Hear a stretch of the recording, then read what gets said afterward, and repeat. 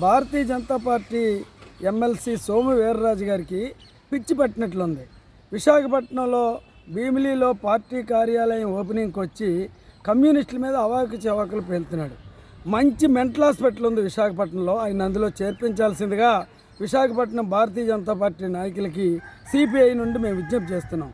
ఎందుకంటే విశాఖ ఉక్కు కర్మాగారం ప్రైవేటీకరణ ఆగిపోయినా కమ్యూనిస్టులు ధర్నాలు చేయడానికి వీళ్ళకి ఏమీ పని లేకుండా కమ్యూనిస్టులే ఇలాగా కమ్యూనిస్టులు కంట్రీకి విషపురుగులని చెప్పి ఏదో అవాకులు చవాకులు పేరారు.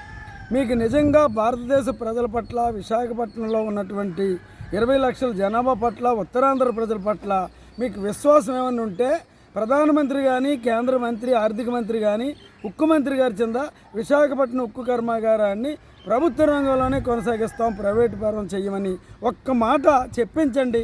అది లేకుండా పిచ్చి పెట్టే మాటలు మాట్లాడితే జనం హర్షించరు.